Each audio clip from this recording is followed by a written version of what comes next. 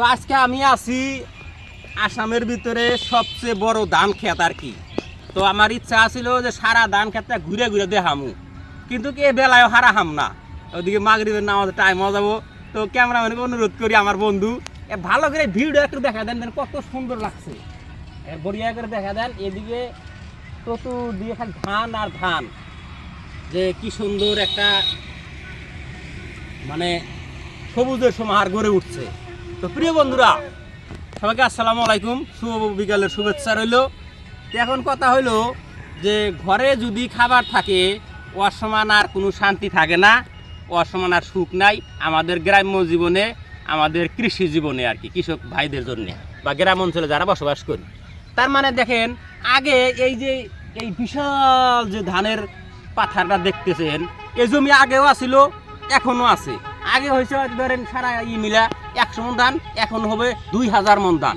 এটা একটা মানে বৈজ্ঞানিক পদ্ধতি বা কৃষক ভাইদের আগ্রহতা, সেজন্য এই উপকারটা হয়েছে। তো যাই হোক, আসল কথায় যাই, মানে ধরেন যে আমরা যারা গ্রাম অঞ্চলে বসবাস করি, কৃষক মানে যারা মানুষ আর কি, এদের যদি ঘরে খাবার থাকে তাহলে বিভিন্ন কামেই একটা উৎসাহ আসে।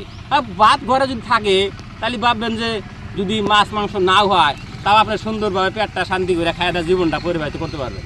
তো যাই হোক, ইনশাআল্লাহ খুব ভালো ধান হয়েছে, সেই জন্যে আমি দৃশ্যটা দেখাই দিলাম। তো শেয়ার করার উদ্দেশ্য হলো এইটাই, যাতে অন্যান্য এলাকাও কৃষক ভাইয়েরা জানি এরকম একটা উৎসাহ পায় আর কি। আর আমি আমার এটা নিজের এলাকা, আমার এই এলাকার কৃষক ভাইদের আমি খুব ধন্যবাদ জানাইলাম, এত সুন্দর করে যে এত সুন্দর করে ধান আবাদ করছে। কারণ সবচেয়ে আমাদের এই সাধারণ ফ্যামিলির মানুষ যারা আমরা আর কি, আমাদের যদি চাল কিনা খাবার লাগে ওটা আরে বেশি কষ্ট হয়ে যায়। মানে এমারা গ্যাস ফুরায়, এমারা চাল ফুরায়, এবার পড়ানো স্কুলে পয়সা দেন আগে। তো ঘরে যদি খাবার থাকে তাহলে সবগুলো আস্তে আস্তে আস্তে একটা গোড় এসে যায় আর কি, মানে একটা মিছিল এসে যায় আর কি। তো সেই জন্যই আবারও ধন্যবাদ দিলাম এই আমার এই এলাকার কৃষক ভাইদেরকে, এখানে যাদের মাটি সম্পত্তি আছে আর কি। তারা যে একটা মানে এত সুন্দর ধান খেতি করতেছে, নিজেরাও শান্তি থাকবো, চাইলের দামও কম হবো, চাইলের দাম কম হলে আমার আঙ্গের মতো মানে যাদের সাথে কিনা খায় শান্তি পাই আর কি। তো যাই হোক, আর একটা কথা এখানে বলে রাখি, একটা অনুরোধ রাখি, যে যদি ভিডিওটা ভালো লাগে তাহলে লাইক কমেন্ট এবং অন্য কাউকে এই সবুজের সময়টা দেখার জন্য একটু শেয়ার করে দিন আর কি।